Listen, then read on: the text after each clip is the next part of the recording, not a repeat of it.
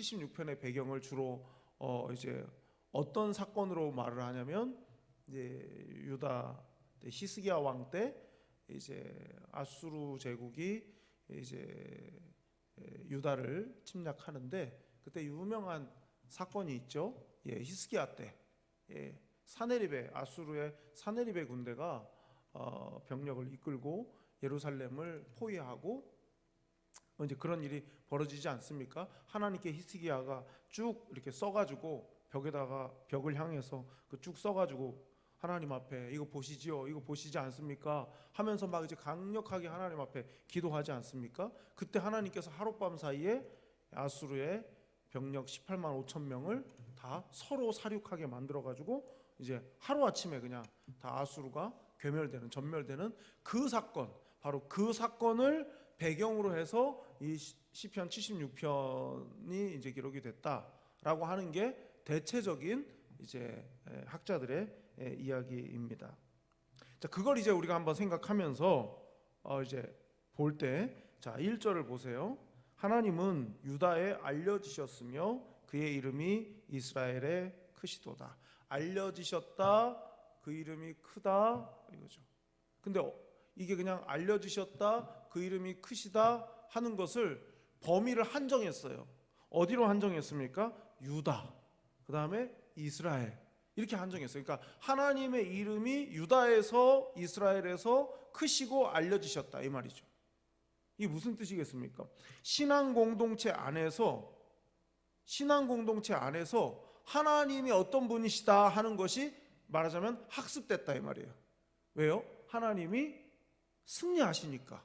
승리하시는 그 하나님의 승리로 인해서 유다 백성들, 이스라엘 사람들 어느 누구도 하나님이 누구신지 모르는 사람이 없다 이 말이죠. 자, 왜요? 왜 그렇게 됐습니까? 2절. 그의 장막은 살렘에 있으며 그의 처소는 시온에 있도다. 이 살렘이라는 곳이 예루살렘의 옛 이름이란 말이에요. 그러면 예루살렘이라고 해도 되는데 굳이 살렘이라고 한 것은 유대 사람들은요, 우리가 이제 천지는 없어져도 내 말은 없어지지 않을 거다. 그리고 또 하나님의 말씀에 1.1획도 더하거나 빼서 안 된다 그러잖아요. 이 히브리 말은, 그러니까 유대 사람들의 이 히브리 말은 자음으로만 되어 있다고요. 자음으로만. 그러니까 기역, 니은, 디귿, 리을은 있는데 아야, 어여는 없다는 뜻이에요 원래. 그러니까 똑같이 살렘 하면, 그러니까 우리 영어식으로 말하면 SLM인 거죠. 살렘. 그러면 그럼 이게 뭐하고 비슷합니까? 발음이 샬롬하고 비슷하죠. 자음으로만 치면 같은 말이에요. 같은 뜻이에요. 그러니까 굳이 예루살렘이라고 해도 되는데, 예루살렘이란 말은 샬롬이 있다 이런 뜻인데, 그러면 예루살렘이라고 해도 되는데 굳이 살렘이라고 하는 것은 더 샬롬을 더 강조하기 위해서라는 거죠. 그러면 하나님의 이름이 왜 크시고 왜 알려지셨는가? 당신의 도성 예루살렘에, 거룩하고 높은 곳 시온에 하나님께서 무엇을 주셨다는 거예요? 샬롬을 주셨다는 거죠. 그럼 샬롬을 왜 주셨습니까? 자, 3절을 보세요. 거기에서 그가 화살과 방패와 칼과 전쟁을 없이 하셨도다. 거기에서 당신의 거룩하신 이름을 두시려고 하신 바로 그곳 시온에서, 바로 그곳 예루살렘에서 모든 전쟁을 그치게 하나님이 하셔서 뭐가 임했다는 거예요? 샬롬이 임했다는 것이죠. 그래서 그 샬롬 때문에 이스라엘에도 유다에도 하나님의 이름이 알려주셨고 하나님의 이름이 크시다 그 말이에요. 이걸 우리 개인에게로 가져와서 적용을 해보자면, 샬롬이 깨졌다. 샬롬이 평안, 평화 아니겠습니까? 그러면 샬롬이 내 삶의 영역에서 샬롬이 깨졌다. 그렇다면, 샬롬이 깨졌다면, 샬롬이 없다면 그 이유는 뭐겠습니까? 전쟁이 있다는 뜻이죠. 내 안에 어떤 종류의 전쟁이 있다는 것이고, 그 전쟁에서 우리 주님께서 승리하시도록 해드리지 못했기 때문에 나에게는 뭐가 없는 겁니까? 샬롬이 없는 것이죠. 그러니까 이제 생각을 해보면 내 삶에서 마땅히 내가 누려야 될 샬롬이 없다는 것은 다른 각도로 보면 내가 하나님이 완전히 전쟁에서 당신이 주도권을 가지시도록 내가 온전히 내어드리지 못했기 때문에 그 이런저런 시끄러운 싸움이 내 안에서 잦아들지 못하는 것이고, 그렇기 때문에 내게 샬롬, 평화가 없다는 거죠. 이게 실체가 없는 어떤 종류의 경쟁일 수도 있어요. 경쟁하지 않아도 되는데 경쟁하기 때문에 평화가 없을 수도 있어요. 또 어떤 의미에서는 내가 어떤 경우에 받은 어떤 상처의 문제, 어떤 이런 것들을 내가 정리하지 못했기 때문에 샬롬이 없을 수도 있습니다. 그래서 여러분, 중요한 게 뭐겠습니까? 내 삶의 영역에서 일어나고 있는 수많은 거리들, 전쟁의 거리들, 싸움의 거리들을 주님께서 승리하실 수 있도록 완전히 내어드리는 게 나에게 필요하다 이 말이죠. 그러지 않는 한은 나에게는 뭐가 없는 겁니까? 샬롬이 없는 거죠. 샬롬이 없는 거라. 지난 주일날 아침 일찍 이제 주일날 와서 예배 준비를 하는데 이제 조그만한 빵 하나 먹으면서 어떤 목사님의 그 설교 중에 일부분을 이렇게 토막으로 이렇게 하는 내용을 잠깐 이렇게 보는데, 그 목사님 굉장히 유명하신 분이고 훌륭하신 분이시고 정말 존경받는 그런 목사님이신데, 이분이 이제 송사에 휘말리게 되면서 정말 악의적인 송사죠. 아주 악의적인 그런 송사에 이 목사님이 휘말리게 되면서 불면증이 오셨다는 거예요. 불면증. 너무 이 불면증이 오고 막 이제 병이 찾아오고 너무 괴로우신 거죠. 이게 하루 이틀 계속 뭐 한 달, 두 달 이렇게 잠을 못 주무시니까 너무 괴로운 거예요. 그래서 어쩔 수 없이 수면제를 이제 드시기 시작했죠. 수면제를 드시면 이제 그래도 푹 자니까, 그래서 이제 수면제를 먹기 시작했는데, 그 수면제를 먹는 그것 때문에 부작용이 생겼는데, 부작용이 뭐냐면 어지러움증이 생긴 거예요. 어지러움증. 이게 굉장히 막 힘든 그런 상황이 되신 거죠. 그래서 이제 그러다 어느 날 밤 늦게 이제 잠이 안 들어, 이제 내가 안 먹고 어떻게 버텨봐야 되겠다. 그런데 너무 어지러워서 도저히 견딜 수가 없어가지고 어쩔 수 없이 새벽에 한밤중에 일어나서 참다 안 돼서 그 불을 안 켜고 그 수면제가 들어있는 서랍장에 문을 열고 수면제 통을 이제 꺼내는데 유리창에 목사님의 모습이 딱 비친 거예요. 거울이 아니고 그냥 창문에.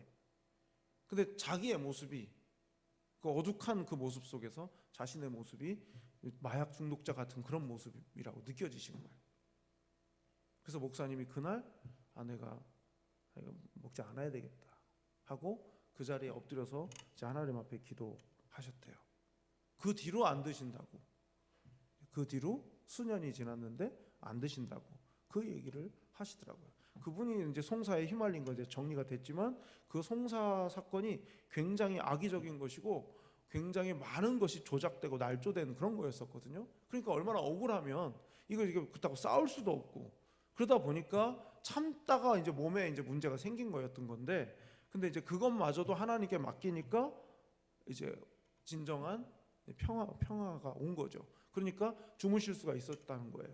여러분, 우리가요, 왜 나한테 평안이 없나, 왜 막 즐겁고 행복하고 막 하다가 어떤 부분의 이야기만 딱 생각을 하면 즐겁고 행복했던 게 그냥 와르르 다 무너지고 막 이 마음이 괴롭고 힘들어지고, 그런 거는 어떻게 보면 그 부분에 있어서 주님이 크시고 주님이 알려주셨도다라고 할 수 있도록 주님께 온전히 그 싸움을 맡기지 못했기 때문이라는 거죠. 그래서 내 안에 샬롬을 누리려면 내 안에서 주님이 높아지셔야 되는 거예요. 주님이 크셔야 되는 거예요. 다른 문제가 커버리고 내가 커버리고 어떤 누군가 다른 사람이 커버리면 끊임없이 샬롬을 찾아서 방황은 해도 누리지 못하게 된다 하는 것입니다. 자, 그 다음에 이제 전쟁에서 승리하시는 하나님을 찬양하는 내용이 나오는데요. 자, 4절을 보세요. 주는 약탈한 산에서 영화로우시며 존귀하시도다. 약탈한 산, 이건 뭐겠습니까? 전쟁을 통해서 전리품을 거두어 둔 것을 그걸 이렇게 과장법을 써가지고 그 전리품이 산을 이뤘다, 이제 그런 표현을 지금 사용한 거거든요. 그러니까 전리품은 이 어디에 쌓여 있느냐가 뭐겠습니까? 누가 승자인가를 보여주는 증거죠. 그러니까 주는 약탈한 산에서 영화로우시다. 그럼 누가 승리했다는 겁니까? 주께서 승리하셨다는 거죠. 하나님께서 승리하셨다는 거예요. 자, 5절. 마음이 강한 자도 가진 것을 빼앗기고 잠에 빠질 것이며 장사들도 모두 그들에게 도움을 줄 손을 만날 수 없도다. 다 빼앗기고 잠에 빠졌다. 이 잠에 빠졌다는 게 뭐겠습니까? 죽음을 말하는 거예요. 죽었다는 소리예요. 그러니까 빼앗길 거 다 빼앗기고 자기 목숨까지 다 빼앗긴 그런 상태. 그런 상태가 됐다는 거죠. 대적이 말이죠. 그러니까 아까 처음에 말씀드린 것처럼 사내립의 18만 5천 생각해보면 그들을 지금 얘기하고 있구나 알 수 있는 것이죠. 자, 6절. 야곱의 하나님이여 주께서 꾸짖으시며 병거와 말이 다 깊이 잠들었나이다. 야곱의 하나님 이야기를 하면서 어떻게 하셨다고 말했냐면 꾸짖으셨다고 말했어요. 꾸짖으셨다고 말했어요. 여러분, 야곱이라는 사람이 말이죠, 유리했던 적이 없어요. 우리가 야곱을 막 비판하고 야곱에 대해서 막 평가절하하고 막 이렇게 하지만 사실은 야곱이 항상 불리한 조건이었어요. 뭔가 출발선이 좀 뒤에 있거나 항상 그랬단 말이에요. 야곱은 항상 불리했었단 말이에요. 근데 그 불리했던 그 야곱에게 하나님이 은혜를 베푸신 거 아니겠습니까? 그가 뭐 인격적으로도 형만 못했고요, 여러 면으로 봤을 때 야곱은 좀 덜 떨어졌단 말이죠. 그러나 그걸 극복하기 위해서 인간적인 방법을 써요. 거짓을 사용하고 말이죠.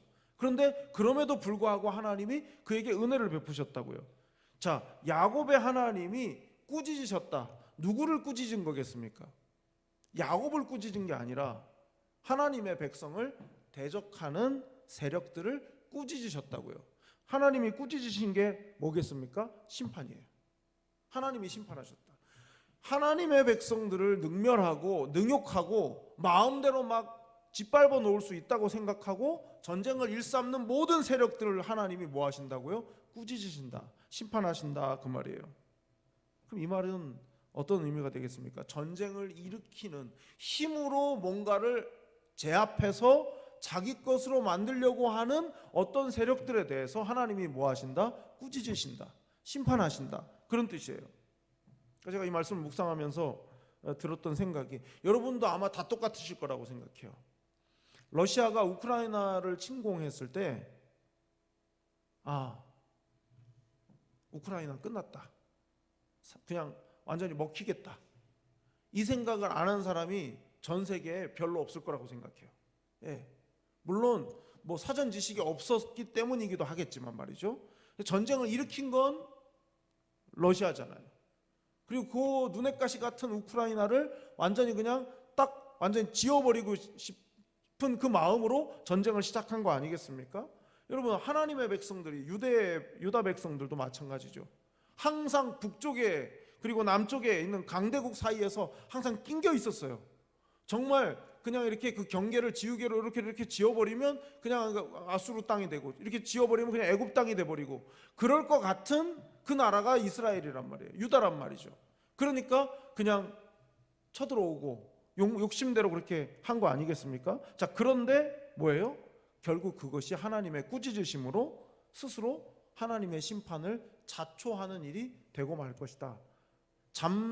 그냥 영원한 잠에 빠질 것이고 무장 해제될 것이고 모든 것을 다 빼앗기게 될 것이다. 지금 그렇게 말하고 있어요. 그러니까 승리자가 하나님이시기 때문에 승리하시는 하나님의 백성인 유다 백성들은 하나님의 승리를 누리게 될 것이다. 이제 그런 말이 되겠죠. 자, 7절입니다.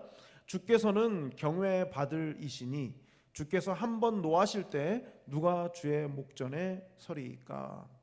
여기 경외라는 말이 나오죠. 경외. 왜 경외하게 됩니까? 왜 여기서 주께서는 경외 받을 이시니, 받으실 분이시다라고 왜 그렇게 말할까요? 전쟁의 승자이시기 때문에, 전쟁을 일으킨 자들을 꾸짖으시는 하나님이시기 때문에 그 하나님은 두려워함이 마땅하다, 지금 그런 말이죠. 따라서 그분의 판단, 그분의 이제 심판이겠죠. 그분의 심판을 누구도 거역할 수 없다. 하나님의 심판하심을 누구도 거역할 수 없다. 그런데 여기서 제일 중요한 건 뭐냐면 그럼 왜 심판하시나 하는 거예요. 하나님이 왜 전쟁을 일으킨 자를 왜 꾸짖으시는가? 왜 심판하시는가? 하나님을 두려워할 수밖에 없는 이유는 하나님이 심판하시는 분이기 때문인데 그럼 하나님이 왜 심판하시는가? 자, 거기 9절을 보세요. 9절. 곧 하나님이 땅의 모든 온유한 자를 구원하시려고 심판하러 일어나신 때로다. 누구를 위해서입니까? 온유한 자를 위해서요. 온유한 자를 위해서. 온유한 자, 온유하다라는 말은요, 하나님께 순종하고 자기 자신을 온전히 주님께 내어드려서 그분의 종으로 쓰임 받는 사람, 그걸 말해요. 온유한 자. 신약에서도 비슷해요. 신약에서도 제가 이제 그 마태복음 8장에 있는 5장에 있는 팔복을 설교할 때마다 온유한 자가 복이 있다 할 때 그 온유하다라는 말의 의미를 제가 설명을 자주 하거든요. 그게 이제 온유하다라는 말이 헬란 말로는 프라우스예요. 풀하우스가 아니라 프라우스. 어떤 등산복 그 브랜드, 좀 저렴한 등산복 브랜드의 프라우스라고 있었거든요. 그 프라우스예요. 이 프라우스라는 말이 뭐냐면 말을 길들이다, 풍랑을 잠잠하게 하다, 체온을 떨어뜨리다, 이런 뜻이 있어요. 열이 많이 나는 걸 열을 이렇게 내리다, 이런 뜻이 있는 게 프라우스예요. 그러니까 세 가지 뜻이 다 뭐냐면 통제와 관련이 돼 있어요. 그러니까 온유한 자는 어떤 거냐? 우리는 온유하다 그러면 그냥 말을 조심조심하고 공손하게 하고 이걸 온유하다고 생각해요. 잘 화를 안 내고 그런 걸 온유하다고 생각하는데 그렇지 않아요. 온유하다라는 뜻은 한마디로 말하면 거인의 손 위에서 잠자는 아기인 거예요. 누가 그렇게 예를 들었더라고요.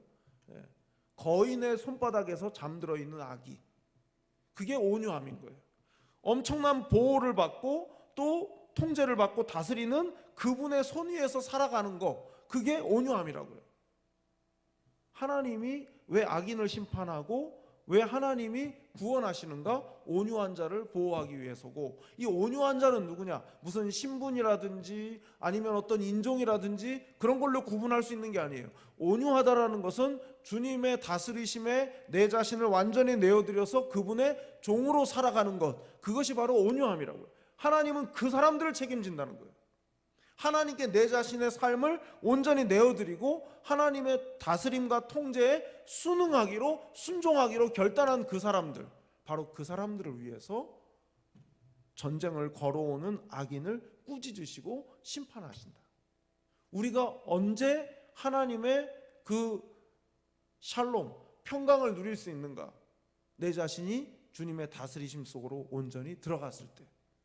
그게 내 삶에서 하나님이 알려지시고 하나님의 이름이 커지시는, 내가 온전히 하나님 앞에서 온유한 사람으로 서는 것, 그것이 곧 하나님이 알려지시고 그 이름이 높아지시고 커지시는 것이다.